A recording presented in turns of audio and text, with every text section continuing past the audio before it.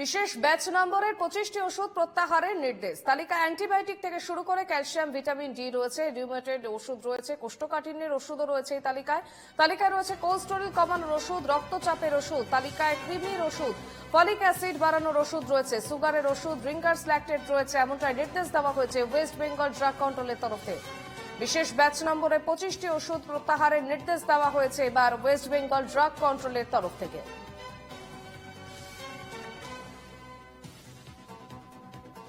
আমাদের সঙ্গে সরাসরি রয়েছেন আমাদের প্রতিনিধি ইন্দ্রনীল ঘোষ। ইন্দ্রনীল, এই 25টি ওষুধ প্রত্যাহারের নির্দেশ দেওয়া হয়েছে ওয়েস্ট বেঙ্গল ড্রাগ কন্ট্রোলের তরফ থেকে, ঠিক কি কারণ রয়েছে?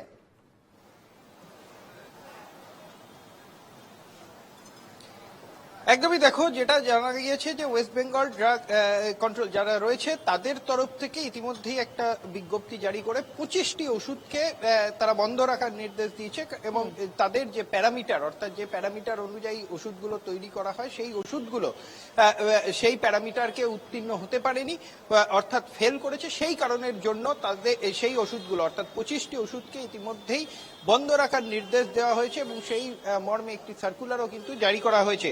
এবং একটা বিষয় তোমায় জানিয়ে রাখি, তার মধ্যে রয়েছে যে কনস্টিপেশনের ওষুধ, তার মধ্যে রয়েছে ভিটামিন ডি, ক্যালসিয়াম জাতীয় ওষুধ, যেগুলো নিত্য প্রয়োজনীয় ওষুধ রয়েছে। অর্থাৎ এই যে নিত্য প্রয়োজনীয় ওষুধ, সেই নিত্য প্রয়োজনীয় ওষুধের মধ্যেই এইগুলো পড়েছে এবং সেই প্যারামিটার তারা ফেল করার জন্যই কিন্তু এই ওষুধগুলোকে আপাতত বন্ধ রাখার নির্দেশ দেওয়া হয়েছে এবং এই মর্মে কিন্তু একটি বিজ্ঞপ্তিও জারি করা হয়েছে, এমনটাই কিন্তু ওয়েস্ট বেঙ্গল ড্রাগ কন্ট্রোল তরফ থেকে জানা যাচ্ছে।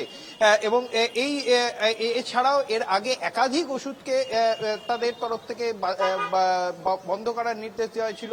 সেখানে রিঙ্গার ল্যাকটেট সহ একাধিক ওষুধ ছিল। সেন্ট্রাল ড্রাগের তরফ থেকেও এই নির্দেশ জারি করা হয় যে বেশ কিছু ওষুধকে বন্ধ রাখতে হবে এবং এরপরে কনস্টিপেশন অর্থাৎ নিত্য প্রয়োজনীয় যে ওষুধগুলো রয়েছে, নিত্য প্রয়োজনীয় যে সমস্ত ওষুধগুলি রয়েছে সেগুলি একেবারে প্রত্যাহারের নির্দেশ দেওয়া হয়েছে, যার মধ্যে 25টি ওষুধ রয়েছে। আমাদের সঙ্গে ছিলেন ইন্দ্রনীল ঘোষ। আপাতত ধন্যবাদ ইন্দ্রনীলকে।